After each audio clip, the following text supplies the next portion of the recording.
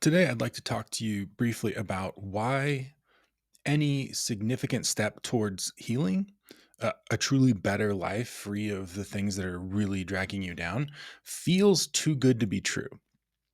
Now, you may be thinking, well, no, that sounds great. Sign me up. But I see this all the time with potential clients who they want to talk to me because they love my content. They're like, oh, I've never heard anything like this. I've never heard anybody who seems to get it the way you have. You've lost the weight, you understand what it's like, right? And they're basically just reading down this list of all the reasons why they're going to sign up for coaching, right? It's a slam dunk, they're going to want to work with me. And I've seen so many times how these people, they walk right up to the line and they're like, yeah, send me the link, sign me up, and then boom, they're gone. One of the many reasons this happens is that there's a voice in our heads that says, well, so there's this weird middle ground where people want to have confidence. They want to invest in something that could make their lives better, that could solve their issues. They come to me because I make a compelling case that, listen, you're not going to lose weight unless you deal with the inner stuff that's basically the origination of your weight issue to begin with. You're not going to change your weight unless you change your behavior, and you're not going to be able to change your behavior unless you change the internal structures that are regulating and automating large portions of your decision making and your daily experience and your behavior. And so people are like, yeah, this is what I need. I don't need a pill. I don't need a certain workout program. I don't need a diet. Like, I need to really reshape the way I think and how I treat myself. And sure, there are people who, once they realize that, oh, I'm going to be dealing with my stuff, that's intimidating and scary, and that's totally understandable. And that's something that I don't think people need to be as scared of. I mean, I understand if somebody is very scared of it. However, in coaching, in practice, it's never overwhelming. If it's truly overwhelming, we back off and we find a different approach to where it's not overwhelming.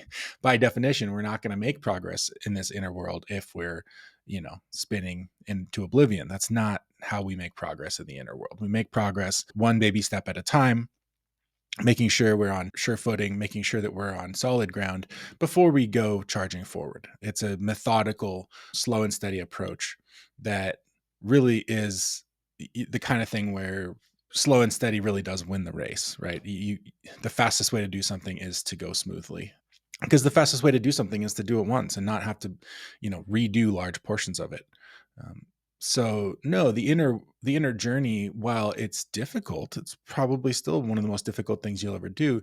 You don't need to be terrified of it, especially if you have a knowledgeable coach who's been back and forth down this trail many, many times. But there's something else that happens, and it'll happen particularly before people ever start coaching, and it doesn't have to do with fear of their inner world.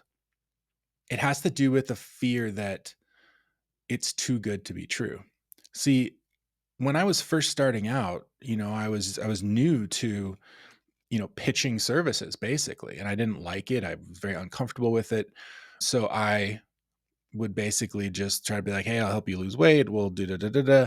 And honestly, when I was not as good at conveying the full value of coaching and what's possible, I think it scared people less, because now when I tell people confidently, like, yeah, we can do this, we can help you get over your emotional eating, we can help you get remotivated, we can help you accomplish more significant change than you could accomplish through weight loss surgery or through taking a medication like Ozempic, and certainly a deeper transformation than you could possibly have through any existing diet program or exercise program on the market, and covering things that most people don't have access to in therapy. That's why psychologists and therapists come to work with me, because as much as they've looked for the answers to these particular questions in their milieu, in their professional environment, in that space, they haven't found those answers yet. And to me, that's not so shocking, because, well, that's why I've had to find these answers, because I went deep into the mental health world to try to get help, and I couldn't find what I was looking for. So I by definition, I understand how therapists and psychologists feel when they kind of come to the same conclusion of like, man, I really want to be better. I really want to change, and I'm searching for whatever therapeutic modality or whatever frame of mind is going to help me do this, but they just haven't found it yet. And there are, I think, quite a few reasons as to why that is, but I'll say that for another day. So it goes like this. Someone will come to me because they are very interested in my approach to weight loss and really to, mental health and overall healing from trauma, all that good stuff. And they will book a call or they'll email me asking questions, wanting to know, how do you actually do this? Right. And the better I explain to them the mechanisms by which we will change, the more real it becomes that, oh, like I really could get free from this stuff. And then something happens, and some clients will literally, not clients, people who don't end up becoming clients usually will say some variation of, it just sounds too good to be true. And I, in that moment, I think two things. One, you have no idea. Like you're dabbling at the edges of an idea of what it could be. You haven't even experienced it yet. You don't know what too good to be true even is yet. And I've had many clients say to me, if you told me what I was going to accomplish this far into coaching, I wouldn't have believed myself. Because this whole coaching paradigm is just so different from what's on offer. And that means it's going to feel different and weird, but it also means that it's not going to operate according to the same rules and timeframes, and it's not going to move to the same beat of the drum of everything you've ever experienced so far, right? So that means it's not limited in the same way everything you've tried so far. That's the whole reason I'm here. These were the things I was looking for when I was 420 some pounds and extremely unwell, riddled with chronic pains and PTSD symptoms. And so people will come to me in these consultation calls, ask me to explain to them why what I do works and how it works. And then I do that and their brains freak out and they go, well, this is too good to be true. If it were, oh, wait, it works. Oh, you actually answered my questions. Oh, okay. It must be too good to be true. What in the world is going on there? Well, today I want to explain why any genuine solution to your core issues is going to feel too good to be true by definition, and why that is a logically invalid thought that our brains perceive as extremely logically valid. And it has to do with the experience of the child who ends up creating these survival mechanisms to begin with. And really, once I explain this to you, you're going to see so much of the tragedy of human limitation, especially as relates to trauma, mental health, self-worth issues, self-esteem, all these things, and how deeply sad it is for any human being to be stuck in such a situation. Okay, so let me tell you a story. Let's take our avatar Cindy, right? Cindy grew up in a home where she was made to feel like she had to take care of her parents because they were childish, selfish. Maybe they were addicts in their own right to food or substances. And Cindy had to learn to do adult things before she was intellectually or emotionally ready. And she had to care for herself in ways that really could not replace the care and support of a parent. And she experienced abuse, and these abuses shaped her worldview to make her believe that large swaths of her mental map, right, the decisions she could make, the possibilities for her life were closed off to her because I can't go to that part of the map because I'll get hurt there. That's where I get hurt if I go there, right? So I have to avoid all those types of situations and all those types of people and all the types of circumstances that might prompt an abuser to do that to me, right? So now we have to darken huge parts of the map psychologically We're not allowed to act in certain ways. We're not allowed to express certain emotions. We believe at our core, we learn truly in childhood that care, nurturing, being physically nourished, having shelter, protection, that these all come with a heavy cost. For children that grow up in a healthy environment, being cared for, being fed, being clothed, being cleaned, having, teaching them hygiene or doing it for them, teaching them good habits, holding them when they're having a hard day, allowing them to express their emotions, even encouraging it. Children who grow up in that environment never feel like any of those things were an imposition to their parents. And that's the hallmark of a good parent, where a child's development and their humanity, it never becomes an imposition on the parent's life or their worldview or what they're willing to allow, etc. When a child being a child and going through the phases of psychological development that children go through, when that becomes a problem that the parent tries to stand in the way of, or that a parent checks out from, we create instances of abuse and neglect where we effectively punish the child for being human, for going through normal human phases of development, or just experiencing and doing very human things. And this is a problem because children have no other recourse. If the parent does not provide what the child needs, that child does not get their needs met. End of story. There is no plan B. There is no other way to get your needs met. This is why children are powerless, and the only power they have is their ability to encourage, manipulate, cajole adults into caring for them. If you've ever been around a child who is upset, you will know what I mean. Children are born with this ability to get your attention. I remember holding my 3-week-old daughter and just like not really knowing how to comfort her. And I was still totally new to the kid thing. And her cry was so blood curdlingly loud. I broke my soul. Like, it took years off my life. Like, the sound of her cry was like nothing I had ever experienced in my life. And it's for a reason. Like, my brain is made to respond to that cry. If I don't care for this child, then the species doesn't survive. Then my genes don't pass on. So everything that our brains are wired for, biologically, children have these mechanisms that help them be seen, heard, attended to. However, in practice, we know that this doesn't always work. We know that oftentimes children are punished for crying. They're punished for trying to force adults into meeting their needs. And from a very young age, adults can start to see their children as impositions on their life. They can start to see their children as the enemy of their well-being. And this can happen at so many different levels. I mean, I think most parents can admit that, yeah, there was a day or two where they were like, I'm supposed to love you, right? Because right now I don't want to be on this planet. If there was a button I could push that would send me into the cold darkness of space, wham, wham. Right, every parent's been, taken to their limit.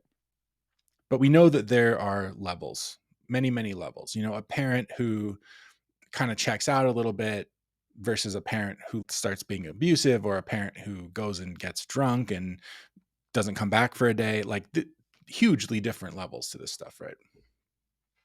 So usually when people begin to tell me about their parents, before they tell me what their parents did to them, they will stop and say, well, you have to understand, my mom was raised by so and so, and she had these problems, and my dad, he had a hard life, he had this, this, and this.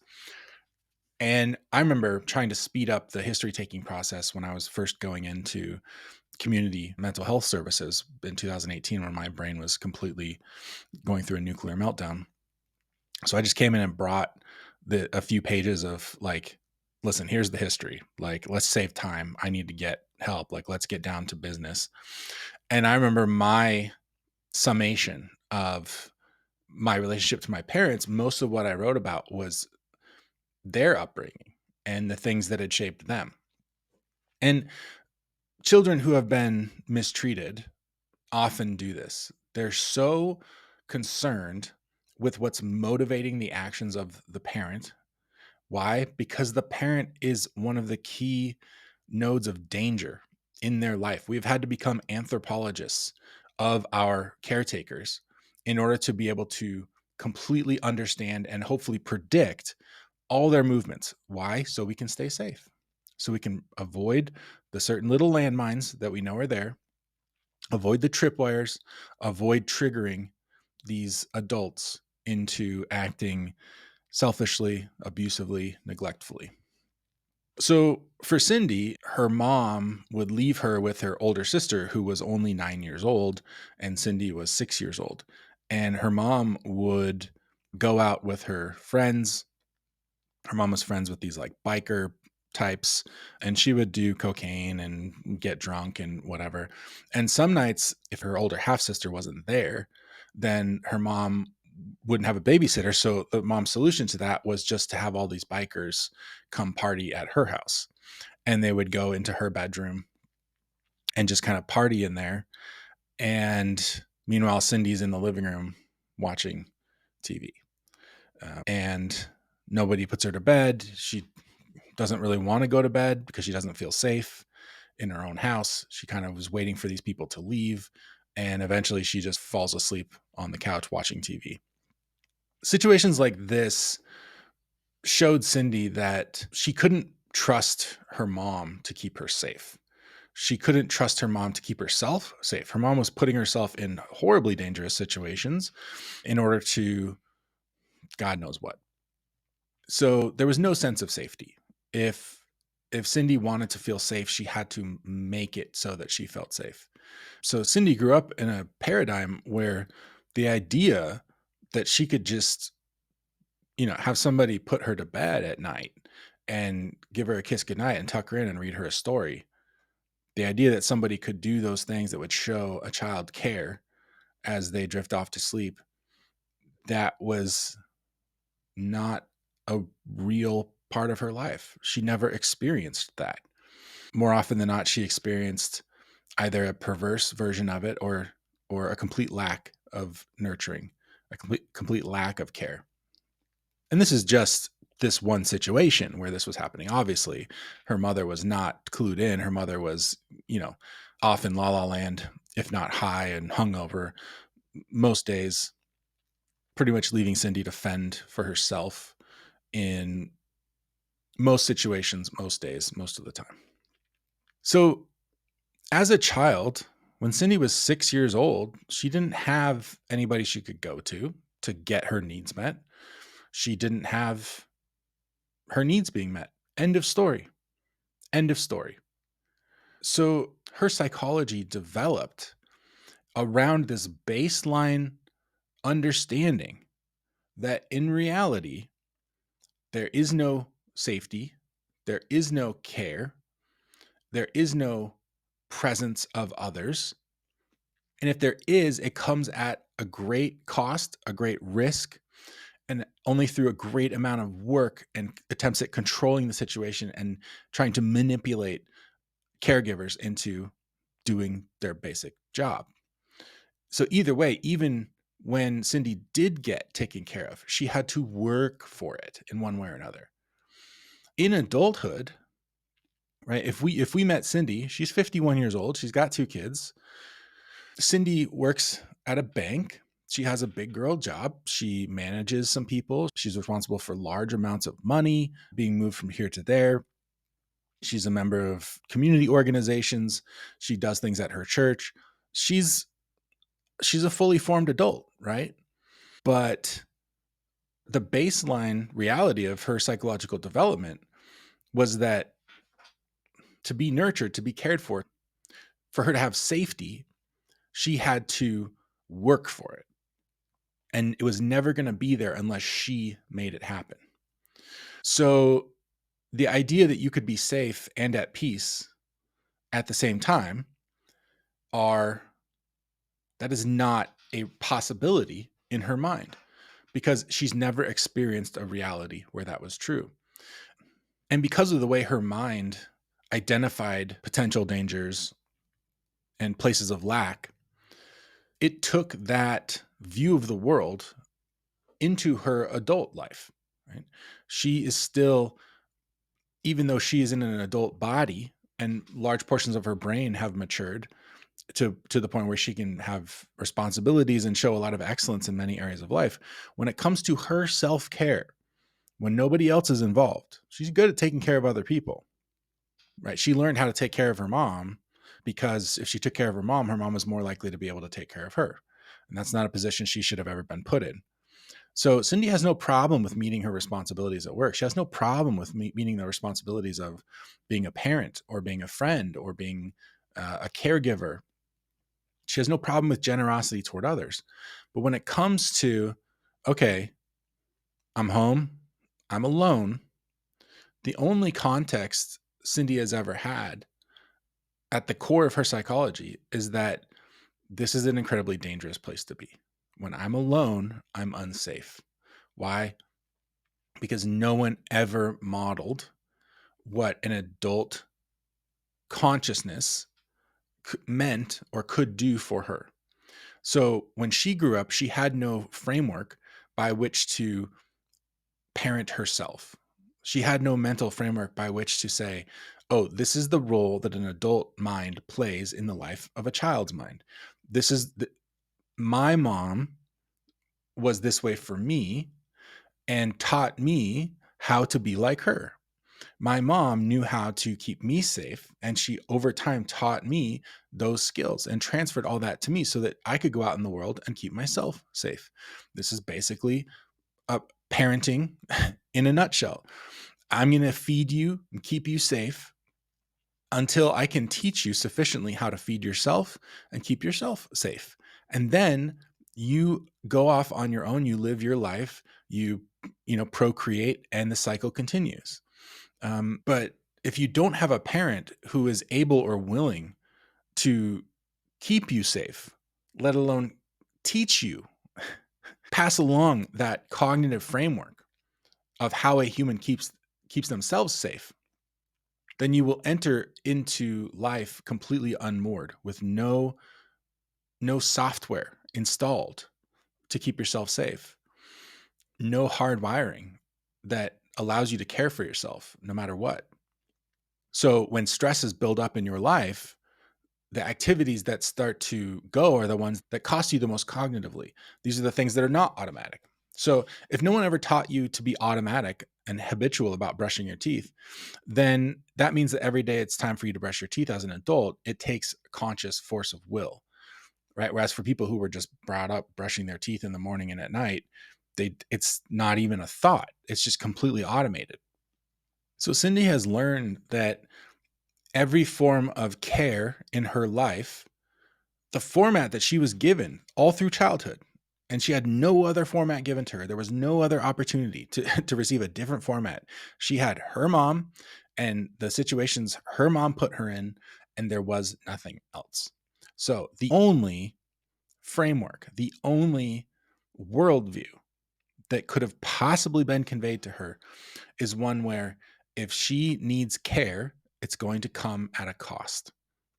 It's either going to come at the cost of her safety, her peace, her rest, right? It's going to cause her to put herself at risk, at harm, to put herself to work in the need to control circumstances or people, to predict circumstances and people.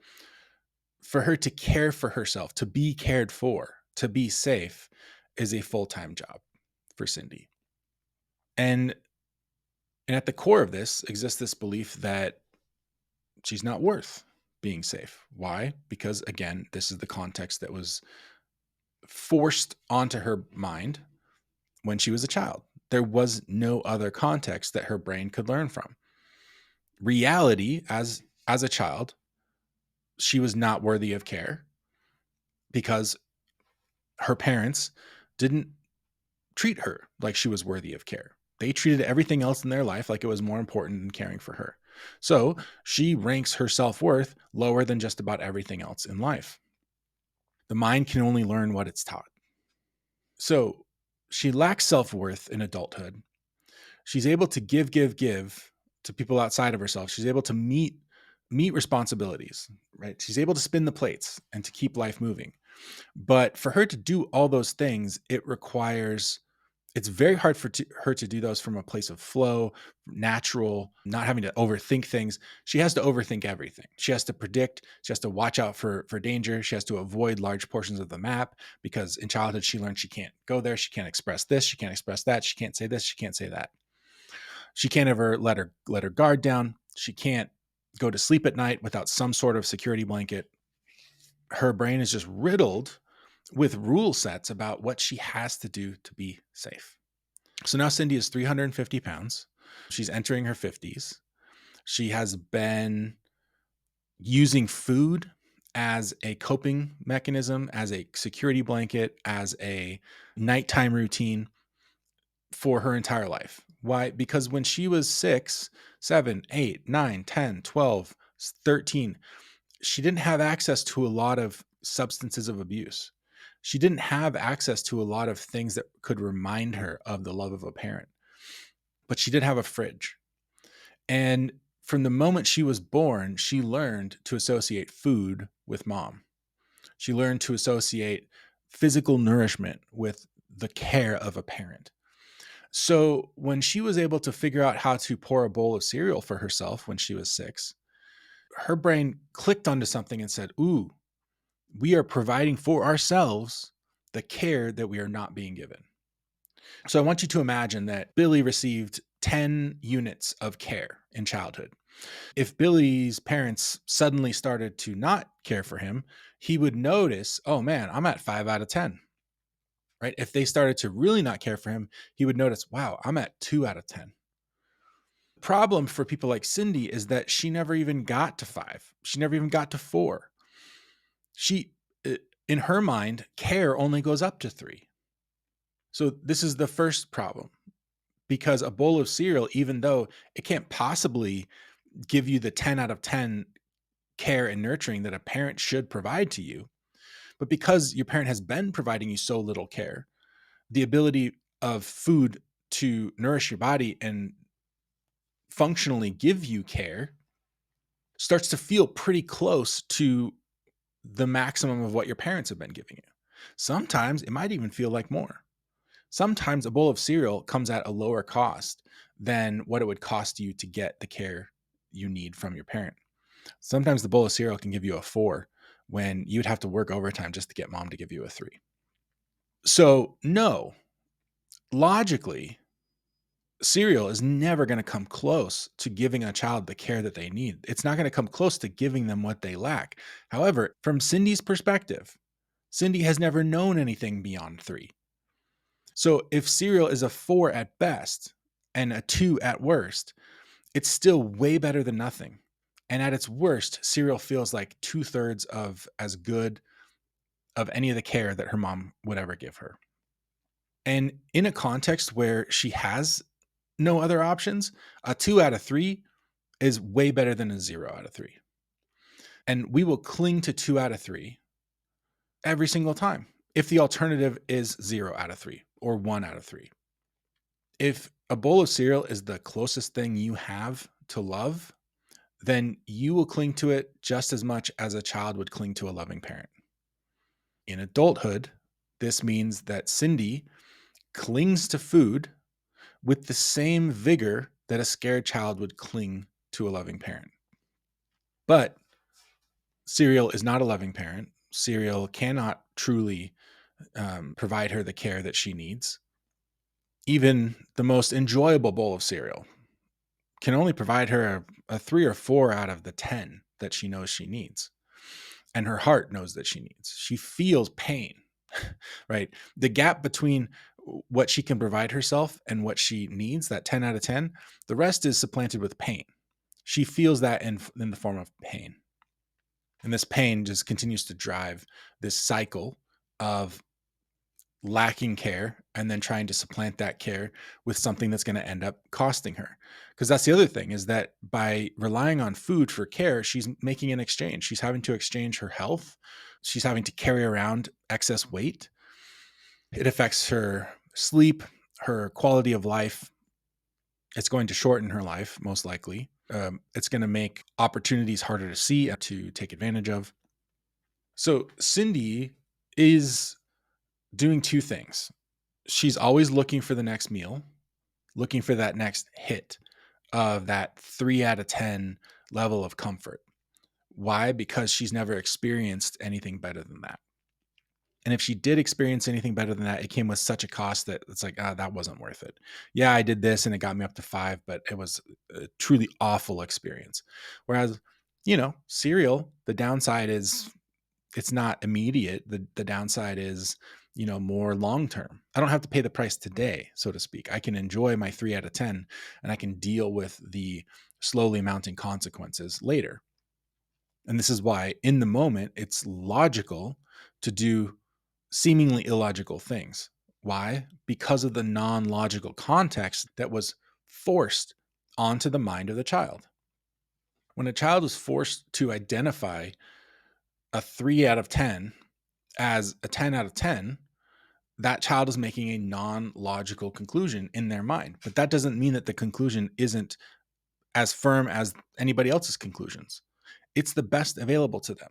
If they've never experienced 4 or 5 or 6 or 7, then 3 might as well be 10. It's about their frame of reference. So over the years, into her 30s, she starts to really notice, like, okay, my brain is fully developed. I can see my failings in sharper relief. I can sense more and more that there's a deep fault line or a number of different fault lines at the core of my psyche. And this is going to cause more and more problems, and it's going to make her feel less and less safe inside of her own mind. And let's say one day Cindy gets on social media and she's scrolling and scrolling, and she's listening to people talk about intermittent fasting, or take this magic pill, or drink this mushroom tea, and this will make you lose weight. And oh, you've got to just, right? She's scrolling, looking for all the solutions. Nothing ever works. Why? Because nothing ever gets to the root of the problem, which is that Cindy can't lose weight because she's never found anything that's worth more to her than food. Everything that she's ever found is just expectations. Hey, here's a plan you can do to lose weight. Great. Here's more work you can do to try to get the well-being that you deserve. And she's so addicted to these programs that demand work from her. Because why? Because she's associated every scrap of care and love that she's ever gotten with having to earn it through work. And this is why the influencers that are demanding her to be disciplined and to commit and to, grind for it, they're so seductive. Why? Because that matches the roadmap that was imprinted upon her from day one. You can't just have well-being. No, you've got to earn it. You've got to work for it. And one day she finds somebody on TikTok or YouTube or Instagram that's saying, hey, if you're struggling to lose weight, it's because of this core issue. And that resonates with you. And you're like, dang, tell me more. And you learn more about this new paradigm for getting to the root of your behavioral issues, getting to the root of the non-logical structures that were created in childhood that have kept you stuck in cycles of delusional behavior, thinking that I'm going to eat cereal and then I'm going to be okay, when that's not true. That's a lie. But we will cling to the lie because we've never experienced anything better. And so you come to someone like me and you're like, hey, I'm really interested in this. Tell me more. And I explain to you, okay, you're going to be able to let go of food as your, life raft. And right there, part of her brain hears, great. I don't want to be beholden to food anymore. The other part of her brain hears, what? No more life raft? We're going to drown. And that's just the reality. Everyone's brain is probably hearing both things. It's just a question of which voice is louder and in what quantity are they hearing those voices. And then for good reason, they ask like, okay, but how could I possibly let go of this life raft if I'm clinging to it like it's a life raft? And someone like me says, okay, well, here's why, blah, blah, blah, blah, blah. Right. I obviously could explain it in great detail, and I do. But to some extent, Cindy's brain is hearing somebody talking about level 4, 5, 6, 7, 8, 9, and 10. And she's like, that I've never experienced that. You might as well be talking about flying on a spaceship to an alien planet. That doesn't compute. I don't have a frame of reference for that being a real thing. So it doesn't matter how logically I lay out how somebody can walk themselves out of that deeply unhealthy mental world that's been created by abuse and neglect, because all their brain is hearing is, this exceeds the parameters that we've been living in our entire lives. So this is why, if getting healed and getting free from the things that are keeping your mind stuck feel too good to be true, yes, of course. Of course it feels that way. If you've never experienced safety that didn't cost you an arm and a leg, if you never experienced care that didn't cost you an arm and a leg, if somebody walked up to you and said, hey, would you like a weekly paycheck? And you said, sure. And they handed it to you and you were like, well, what do I have to do for the week? And they're like, nothing. You'd be like, what? What's the catch? Right? You would start to get defensive. You'd get scared. Like, wait, what? Hold on. You're tricking me.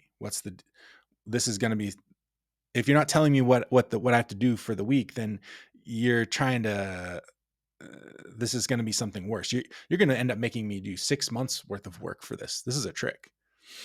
If people have been badly hurt in childhood and they go into the dating world and somebody shows up and just wants to appreciate them and spend time with them and care for them, people will get very suspicious, being like, wait a second, why, how could you possibly like me?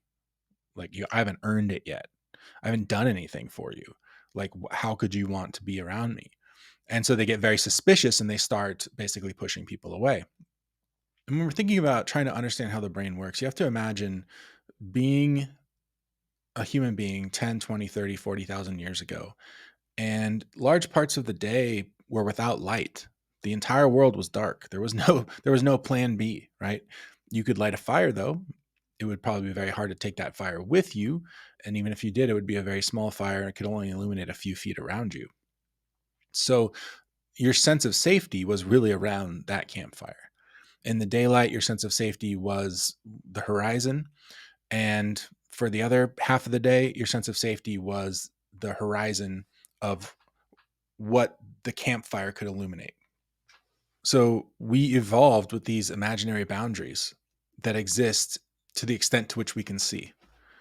And beyond that boundary, there's a big question mark. And to our minds, a question mark is a liability. The unknown is scary. But if you've been stuck in, let's call it Cindy land, right? Cindy, this is the land that Cindy has occupied her entire life.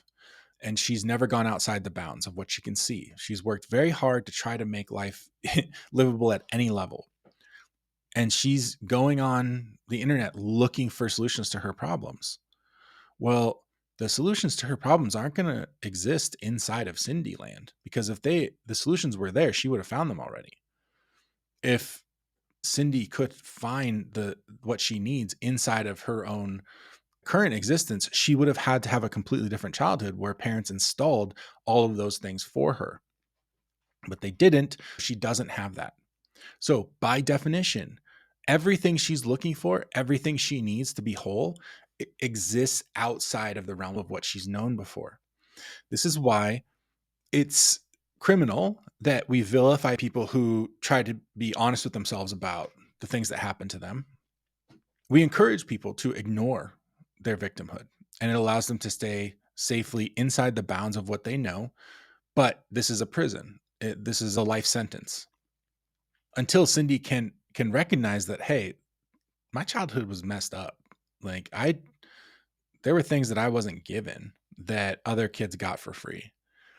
And I didn't get that at all. And what I did get, I had to work very hard for. And no wonder I'm going through life seeing dangers where other people don't see them, and flinching at things that other people aren't flinching at, and freaking out about things that other people aren't freaking out about, and working too much to try to control outcomes that other people are just kind of letting happen. Just they're just living life, letting life move around them.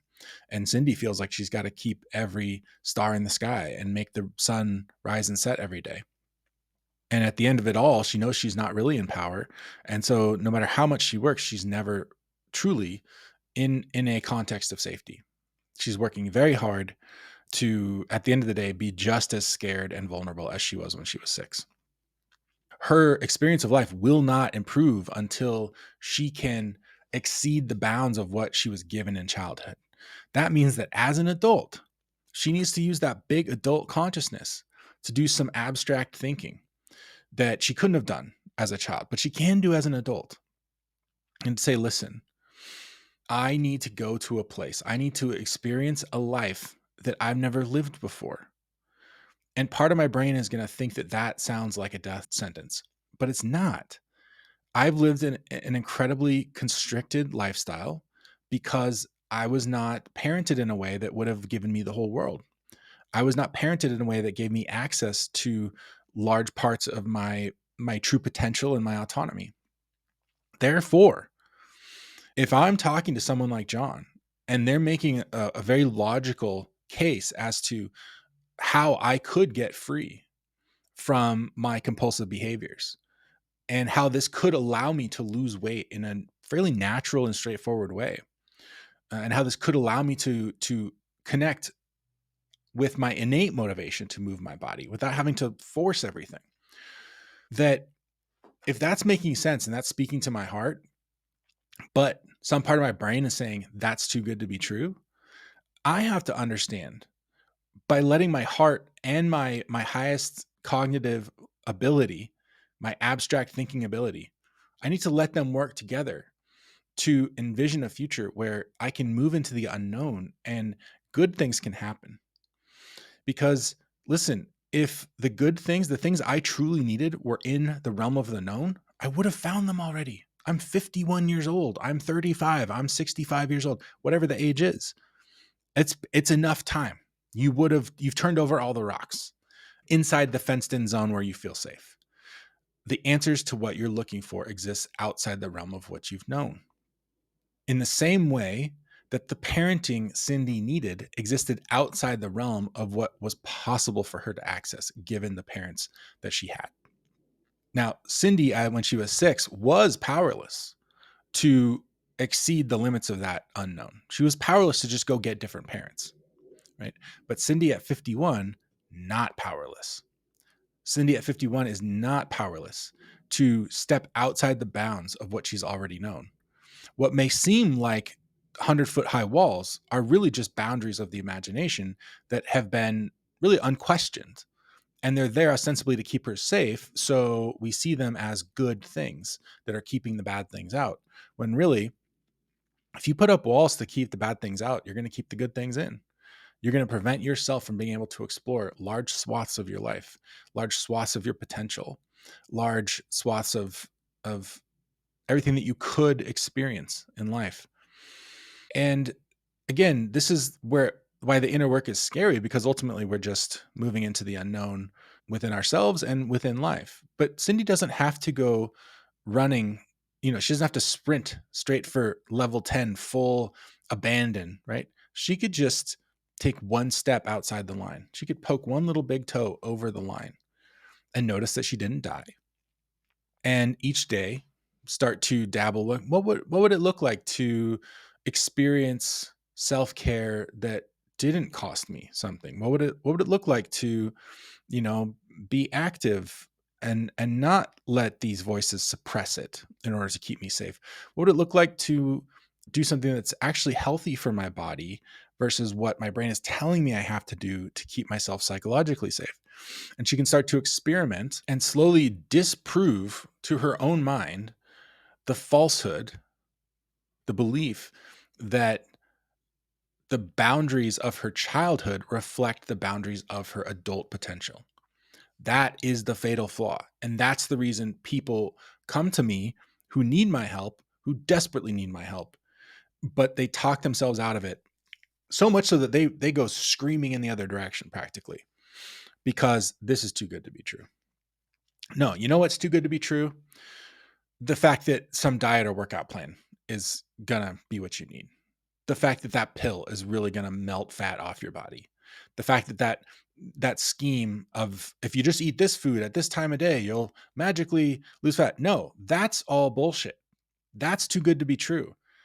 And that's all you've been that's all you've been living with your entire life. That's all the bullshit that exists inside of your tightly bound existence. And if you don't step into the unknown, then unfortunately, you're never going to get any tools that will actually help you.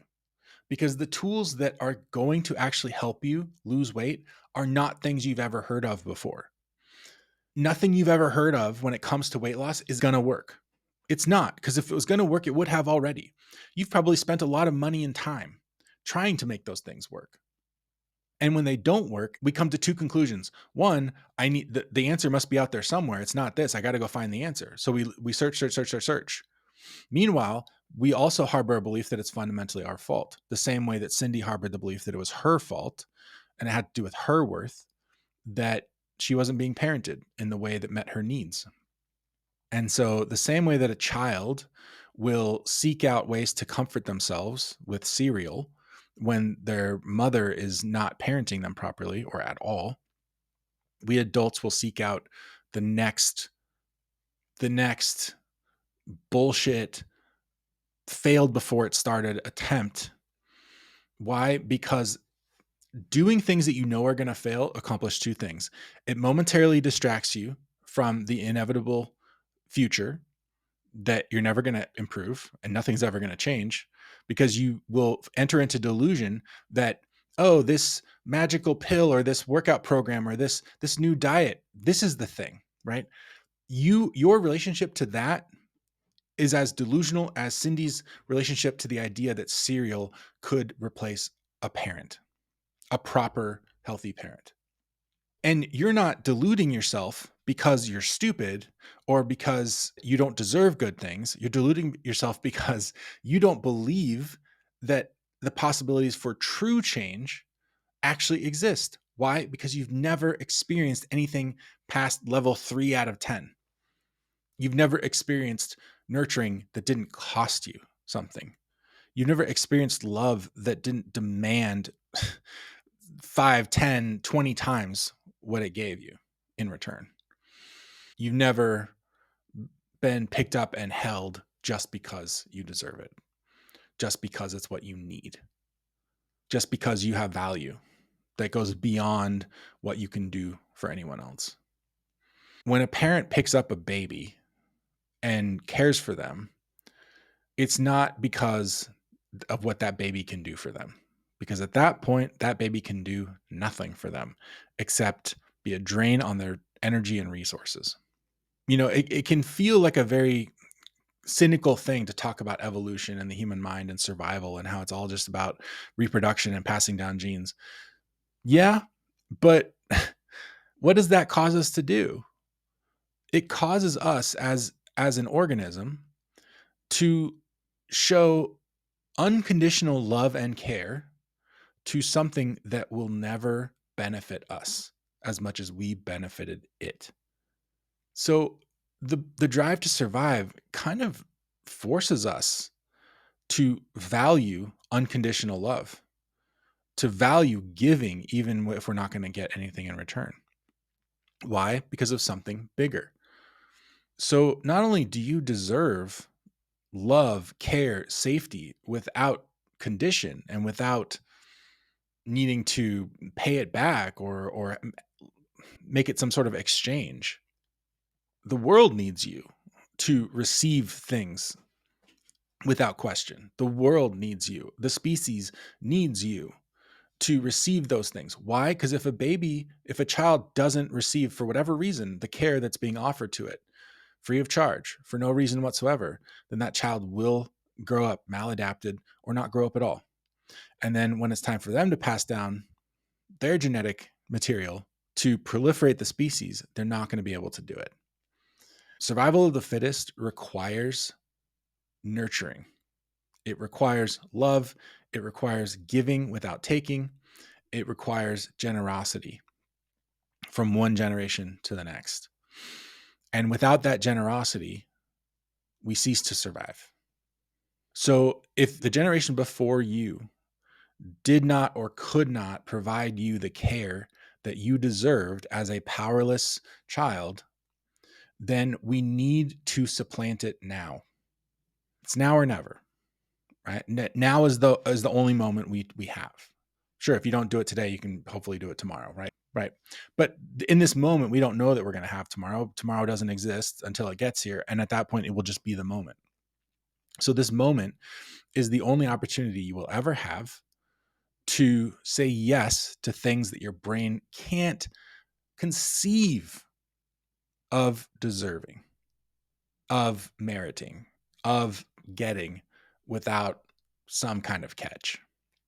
This is the tragedy of abuse and neglect, is that people grow up, whole generations of people grow up holding the goodness and the blessings and the love and safety that the world offers where it does. It's still a dangerous, crazy world, but where it does offer goodness, we hold it at arm's length and we say, not so fast. I'm not falling for that. We take a difficult world and we make it a truly miserable existence. We take a world that has its dangers, has its pitfalls, has its ups and downs. We take a life that's going to have sadness and tragedy as part of it. But then we also choke off the possibilities for many, many beautiful things. Why? Because of this drive to keep ourselves safe. And if you had to keep yourself safe from a parent, when your parent represented the world, then how could you possibly relate to your entire existence, the whole world, the whole realm of possibilities for your life? How could you relate to that in a welcoming way? How could you possibly say, yes, world, yes, higher power, yes, universe, bring it all, give it all to me? No, you would turtle up and stay turtled up. And when somebody tried to say, hey, let's unturtle and let's go explore the amazing opportunities that are there for us, you would pull your head out of your shell quickly and say, that sounds too good to be true. And the tragedy is that it's only outside of your experience, but it's still true. And if it feels too good to be true, that doesn't mean it is too good to be true. And if it seems too good to be true, that doesn't mean it is too good to be true. And when you are living in that sort of restricted, hellish, miserable existence, what the fuck do you really have to lose? The only way it makes sense to not explore a little bit is to never really look at the reality of your life. One more episode, one more bowl of cereal. Let's just not even experience reality. Let's just stay far, far away from our own life so we don't have to admit that it's miserable. We're after far more than weight loss here. Weight loss is just one of the many possibilities for your life. Because Cindy didn't grow up this way and only has weight as an issue from having a parent who was, snorting cocaine with a bunch of bikers in the master bedroom. Well, she's trying to watch, Rugrats in the living room. She doesn't just suffer from weight. There's other stuff. It's infecting every area of her life, even the areas that appear to be more successful, even the areas that other people go, wow, Cindy, how do you do it? How do you make that look so easy?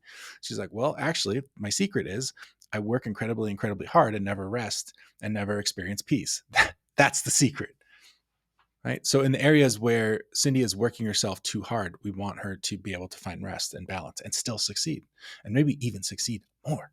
And in the areas where she's abjectly failing, we want her to be able to experience success and understand that success doesn't have to come at a cost anymore. Love doesn't have to come at a cost. Health doesn't have to come at a cost. She can trust herself. She can do things she wants to do. Notice that she's free to do them. And then notice that she isn't horrifically punished for doing what she feels like doing. And then she'll notice that, oh, the things I feel like doing don't make me a bad person. I just learned to distrust my own sense of what I felt like doing at any moment, because that would get me in trouble in a context where I was not properly cared for or where I was subject to abuse. So I'll say again for the last time, does it feel too good to be true to get healed, to lose the weight for good, to stop having to run your internal engines at 500 miles an hour, to be able to rest, to be able to put your head on your pillow at the end of the day, close your eyes and sleep well, and to wake up and ask yourself, what do I want to do today? And then do that and then watch good things happen as a result of it. Does that seem or feel too good to be true? Absolutely. By definition, it would have to feel or seem that way. Does that mean that that is the reality? No. As I've argued today, using your ability to think abstractly and your ability to listen to your intuition, you can also recognize that no, that cannot be the truth. It cannot be true that what's possible is too good to be true. And you have one of two choices: step your toe over the line in whatever way you can and learn that, oh, the boundary where I thought if I went beyond this line, I would die, that's not the boundary. Now, your brain is going to immediately just push the boundary out 3 inches and say, whoa, well, this is the boundary, right? And then you rinse and repeat. And in various different situations in life, in various different struggles, various different questions, various different areas of self-esteem and self-doubt, you continue putting your toe over that line. And it will look very, very different in many different situations in life. But at the core, what you're doing to produce your healing is finding that line, finding that place where your brain is saying, if you do this, you will die. Something terrible will happen. You can't do X because of X. And you go, wait a second, that reflects the reality of my upbringing, not the reality of my present potential and ability. That represents the boundaries of permission that I had as a child. That represents the obligations I had as a child. That does not represent what I'm truly obliged to do as an adult and what I'm permitted to do as an adult. And if you just keep slipping your pinky toe over that line and keep pushing it out and pushing it out and pushing it out a little bit further, it's only going to allow a positive feedback loop. Your world will get wider, which will allow you a wider base of experiences, which will help you believe viscerally and know that bigger things are possible, because you will experience things on a very small level that disprove your beliefs about what you thought was possible. And it will start with little things like, I went to the gym today and I got on the treadmill for 10 minutes and I noticed that no one was really looking at me. No one was probably thinking bad things about me. I had a good 10-minute workout. My brain started telling me all this stuff about how I'm a piece of crap and blah, blah, blah, blah, blah. And I just noticed it. And then I finished my workout, wiped down my treadmill and walked out. My brain was like, it's not a workout unless you do 30 minutes. And I just walked out. Look, check that out. Watch, I just stuck my whole leg over the line. And I watched my brain telling me that it's not allowed. But then I just watched reality happen. And reality disproved the lies.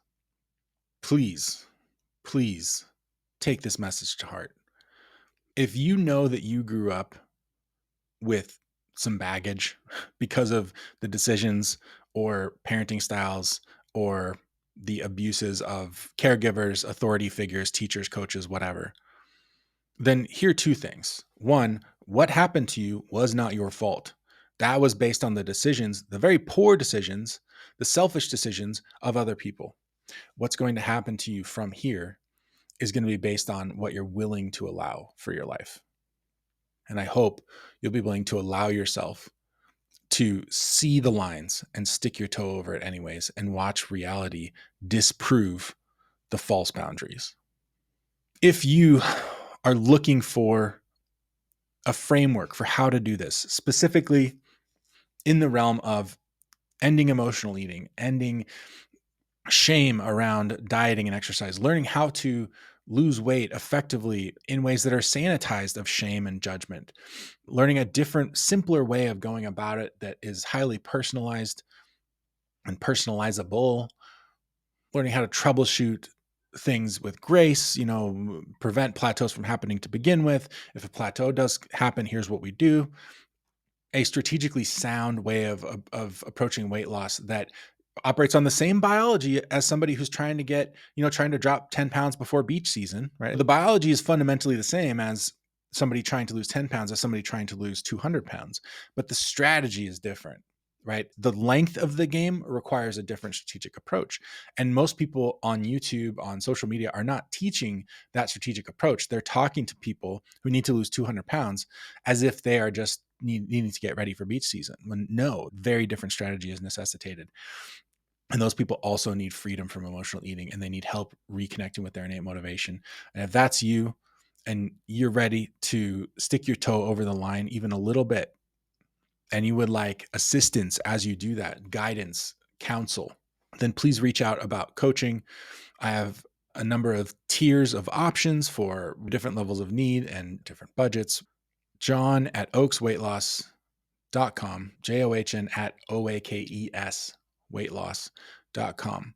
If you're not in my free weight loss community, you're missing out. Lose Weight with John, not the old Facebook version. It's on a new website that's much better. I've got a lot more free content on there. I've got free courses. I even do free coaching sessions sometimes. And if you're new to my world and my view of weight loss, you can go into that free group and watch the free courses there and start to get a sense of like, okay, this is how this approach works, and say, okay, maybe this is something I want to learn more about. I want to learn more about serious full on coaching. And then we can schedule a time to talk about that. So thanks for listening. If you appreciated this, I hope you'll share it with someone, and I hope you'll let me know in whatever way that it helped you or impacted you. Thank you for listening, and we'll talk to you soon.